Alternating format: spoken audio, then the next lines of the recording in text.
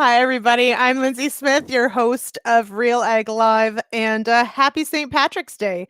Today has been already a bit of a comedy of errors. I have been kicked off the live twice already today, so if I suddenly disappear on this episode, producer Jay will hop on and help us out until I can get reconnected. Also wanted to mention that earlier today I was anxiously anticipating my new RealAg swag that I could wear for today's live. And when it arrived, it was actually Kelvin's. It was not mine. So I am wearing green. No one is allowed to pinch me. And before we get started with today's guest, I have a limerick I wanted to read in honor of St. Patty's Day because I think it plays into today's show very well. And here it goes. Thanks to Derry Carey for posting this. May those that love us, and those that don't love us, may God turn their hearts. And if he doesn't turn their hearts, may he turn their ankles, so we will know them by their limping. There you go. Okay, so without further ado, today it is, or all week is Canadian Agriculture Safety Week. And so to discuss what that means, what we can do, how we can keep everybody safe on the farm, I've got with me Robert Gobeil. He's an ag health and safety specialist with the Canadian Agriculture Safety Association. Welcome here, Robert. Thanks for joining me today. Hi, Lyndsey. It's great to be here. I sort of feel like I should just apologize in advance that this might end up being a total gong show. So thank you. Okay, so it is Agriculture Safety Week. What is that? What is it all about? Let's get caught up to speed on what we're talking about this week. Sure. So Canadian Agricultural Safety Week, it's more or less an online campaign. It's something that the Canadian Agricultural Safety Association puts on every year. It's the third week in March every year. And this year's theme is Lead an Ag Safe Canada. So this is year 3 of a 3-year series, a 3-year theme. Year 1 was Build an Ag Safe Canada. Last year was Grow an Ag Safe Canada, and this year we're Leading an Ag Safe Canada. So we're just trying to get that messaging out to the Canadian producers and industry partners to help promote safety on the farm. So, and of course, every year we sort of follow along, and every year, as you mentioned, with those themes sort of shapes some of the messaging that comes out, some of the resources that are developed because of it. So there was a year of building, a year of growing. So what does a year of leading mean? What is sort of specific to this year's theme? Well, I guess one of the obvious things over the last 12 months is the pandemic situation we're all involved in. So we've got a couple resources that we've developed. We've worked hard over the last year with our provincial partners, our provincial safety, ag safety partners, and come together as a large group to share resources. It initially started off as a COVID discussion group, and now it's morphed into a leadership group for our partners. So we have a list of COVID farm safety links, for example, and we've developed an article for COVID safety as well as part of our Ag Safety Week resources this year. Right. So, and of course, the conversation really until last year was really all about, of course, how do we stay safe around large equipment? How do we stay safe around livestock? But of course, now, I mean, this is a whole other layer of safety when we're talking about human to human disease transmission safety. So I mean, great to hear that obviously as an organization, you hit the ground running and put this together really quickly, which is great. But of course, that doesn't mean that we take the focus off the rest of all those important topics too, because of course farms have continued to work and continue to put a crop in the ground, continue to have cows and livestock, and so what are sort of those ongoing programming and resources that are sort of always have been there for this organization? Yeah, of course. Injury prevention is always going to be one of the tops of our priorities. If we can prevent an injury from happening, then we don't need to respond to an incident, and we cut down on lost time and lost productivity on the farm as well. Um, Going back to the ag safety resources as well, this year we've got a couple new features for us. We call them in-flow graphics. They're kind of like a combination of a flow chart and an infographic. If they had a baby together, that's what they'd be. And we've produced safety advice articles that go with those as well. So we've got one on the one call service for digging safely on the farm, and another one for responding to a spill on the farm, so chemical safety. And they're both sponsored by some of our industry partners, those being TC Energy for the one call service and Syngenta for the responding to a spill. Mm-hmm. So now I sort of think about the varying sizes of farms, all the different types of farms, the types of farm organizations, these sorts of things, and that, the risks and some of the hazards are going to be different, obviously, between different operations. But in my mind, it's just as important, obviously, to have a culture of safety at, a single family farm type deal to all the way up to a major, let's say, multi-family or large scale Yeah. commercial site. So what is the value then of, how much time should people invest in potentially developing their own on-farm farm safety plan? That's an interesting question with kind of difficult answer. Myself, of course, I'm kind of biased. I'm a health and safety professional.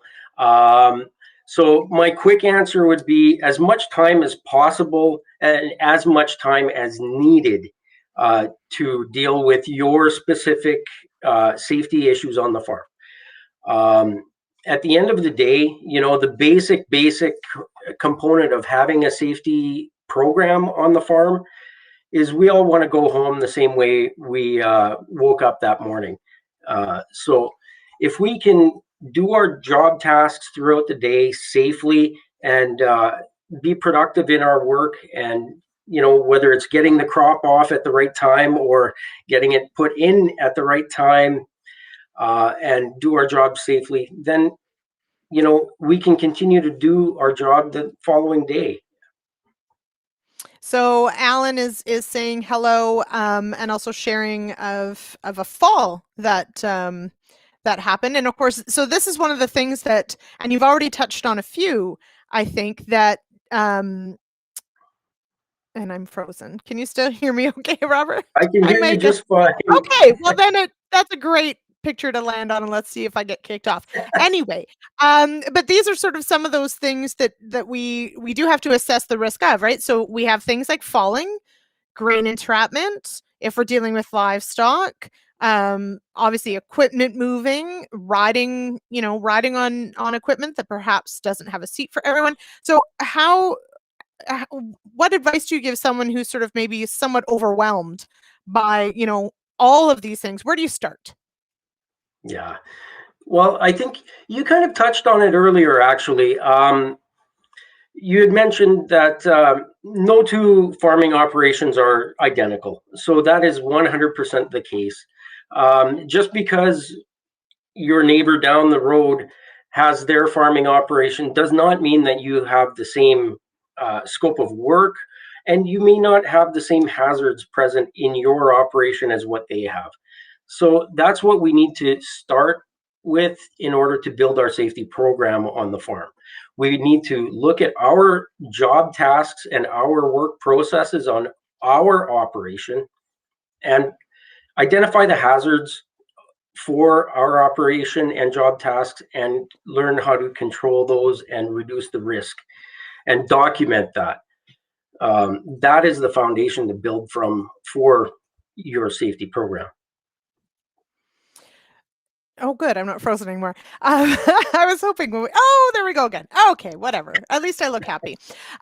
Okay, so good advice though. Obviously, we're all unique and these sorts of things. Now, one of the things that I run into and am frustrated by sometimes is, of course, is that farming is a generational business. It's a, traditional business in a lot of ways. You grew up on the farm, so you were maybe, as a young child, around all this stuff, and sort of this idea of, we live it, we breathe it, it's okay, kids should always be underfoot or always are going to be. How do we sort of counter some of that thinking of maybe not respecting the hazards as much as we do, in a positive conversation? How do you tackle that? Again, I think you touched on it. You used the word business. I think the best way to treat any farming operation is as a business. From last I checked, farmers are in it to actually make money and be profitable. So they, on some levels, they definitely need to treat it as a business. And that being said, it's identifying that scope of work, identifying those hazards, and preparing and controlling the situation at hand. If it's a matter of raising a family on the farm, that's your traditional thing. That's what makes farming unique to other industries. But at the end of the day, it's still a business, and we need to treat it as such and take the right measures to be productive and profitable. Now, did you hear from families over this past year with COVID, perhaps struggling a little bit more with having kids home more often? Did you see an increase in asks about how to keep kids safe on the farm? Yeah, not so much as far as asks about how to keep kids safe, but it's an ongoing issue on Canadian farms. Childcare in rural communities is always an issue. And, of course, CASA will always have the stance of children should not be, in tractors. We want to designate safe play areas for kids, but that also implies an onus for the parents or the caregivers to have adequate supervision and areas where these children are playing safely. And as we know, especially with the COVID crisis right now, childcare is a tough thing. So sometimes we just need to think outside of the box a little bit and be creative in our approach. Reach out to the community. Maybe some communities can come together and set up some sort of a childcare situation. It has absolutely been a challenge. I am one of those ones that lives rurally, and we did have some childcare. They closed, and then we couldn't find any other childcare. So we are one of those families who has definitely struggled in the last year to make sure that we can still get everything done, but always, of course, with safety in mind and with a little one underfoot. That it's definitely a challenge, and I would say, this has been a unique challenge in that, it's not just that kids are home from school or little ones don't have daycare, but also, there's this issue of you can't just drop them off somewhere or have someone come over because there's all these, health issues with the humans themselves, not other things happening, right? So Yeah. that has been a big challenge. So moving from though, and this is another difficult conversation I think to have, moving from the youngest generation to the oldest generation, definitely have had some discussions in the last few weeks about the challenge of having a much older generation on farm, and that at times farming with someone who, perhaps their eyesight isn't as great as it used to be, their reaction time maybe isn't as great as it used to be. How do farms keep our older generation safe?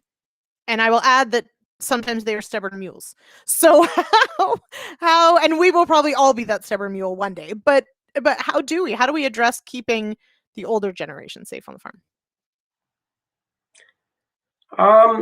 Well, I think it's just a matter of, again, I'll always go back to that assess the situation kind of concept. So for the older generations, often the case is they're handing over the reins of the farm to the middle-aged generation. If you have your older farm owner who's in their 70s or 80s, often their sons or daughters are taking over the farm and managing the farm.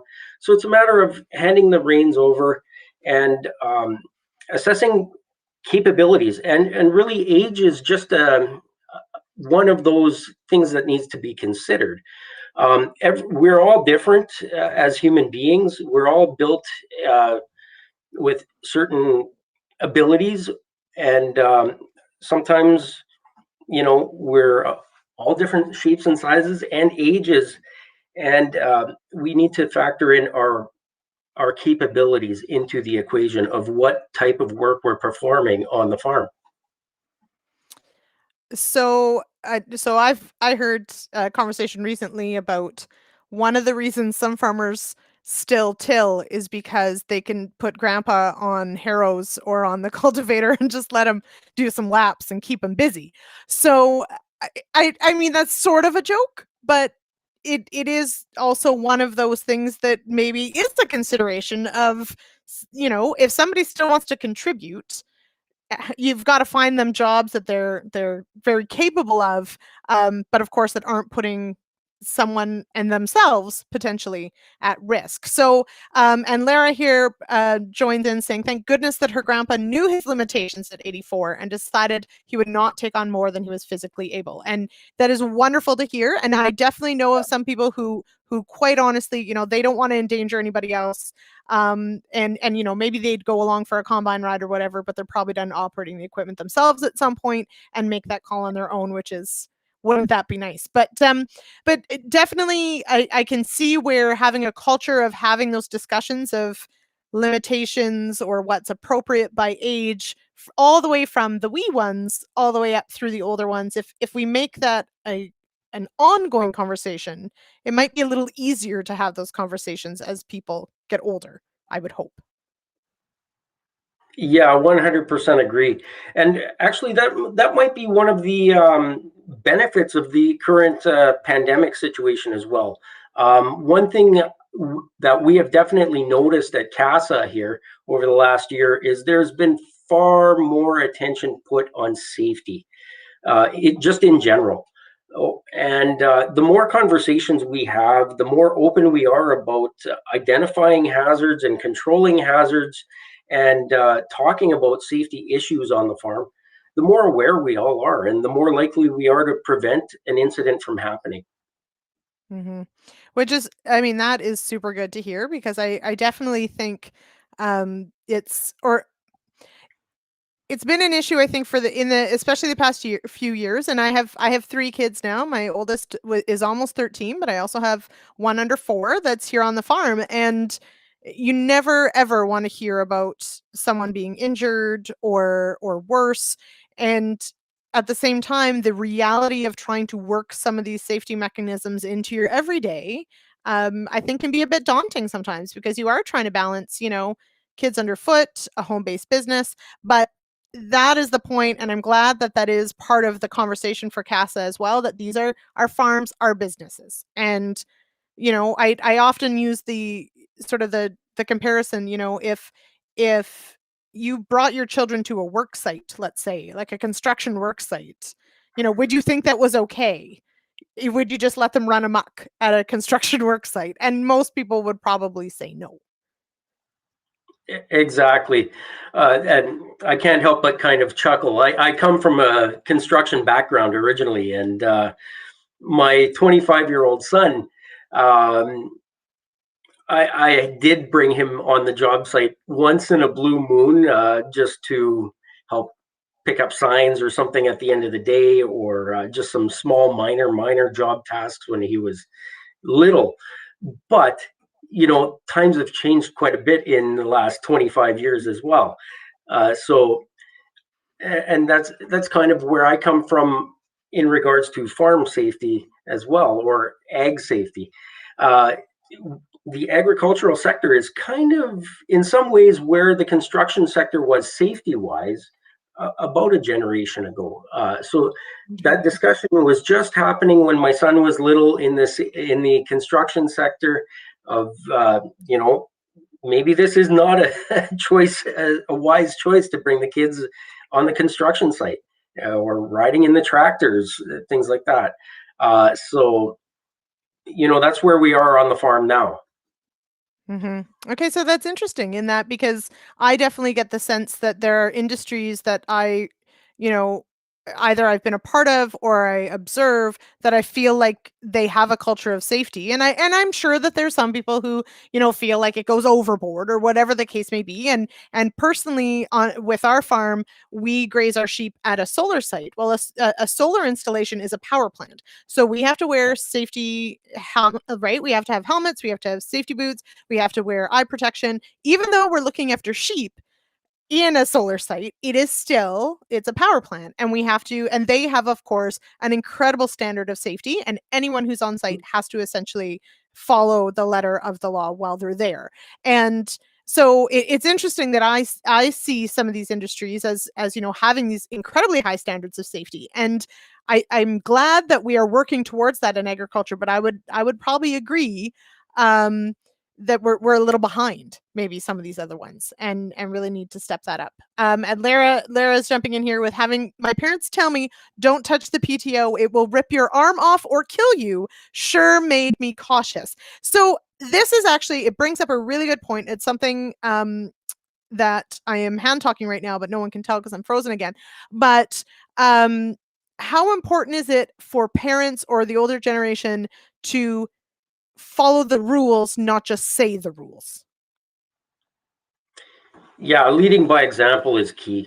To use the old adage, monkey see, monkey do. I've got a 18-month-old daughter at home myself, and man, I really got to watch what I say and some of the things I do off the clock as well. Yeah. So kids are curious, and you know, they just not that they're looking for trouble, but they trouble seems to find them often. And the more we can do to lead by example and show that positive image, the better and more safe our kids will be in the long run as well. And maybe we'll get to the point where the kids tell you to put the guards back on if they've been removed off of any Well, pieces of and equipment. you're 100% right. It's funny. Often I'm at, pre-COVID, we were doing a lot of trade shows and things like that. And, you know, we'll be talking, showing off one of our tabletop displays or what have you.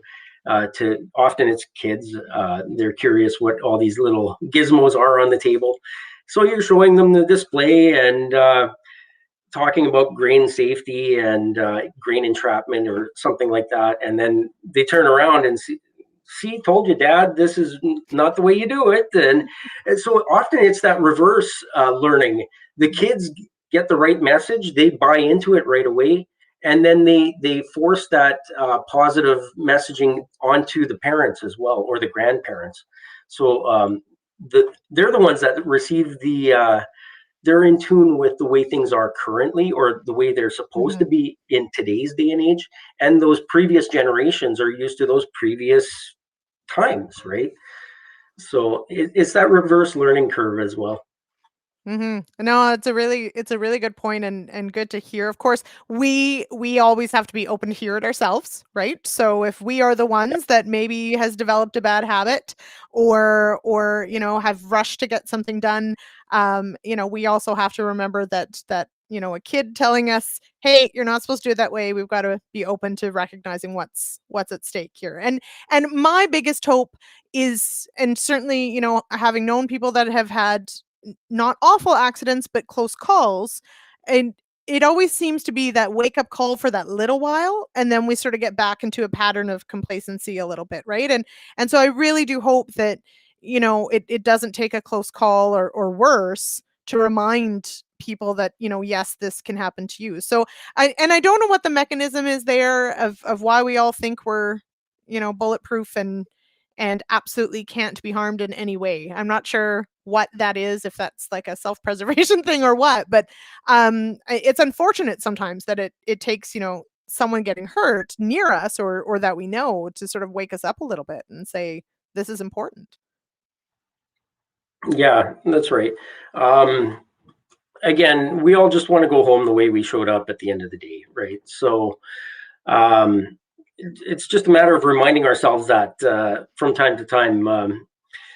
With my background in the construction industry, I started off as a construction worker, and as a safety professional, I'm pretty embarrassed at some of the risks I've taken in the past myself. So I always joke around and say life has pointed me in this direction by experience. There you go. Okay. Rob, this has been really great. A fantastic discussion. I'm sorry that you've had to look at my frozen, bizarre facial expressions for most of this. So I do appreciate your time of rolling with this. Technology is not always our friend, and live is even better sometimes. So there we go. But I do appreciate you taking the time today to talk about farm safety. I did want to, before I let you go, where can people go for some of the resources that CASA puts out?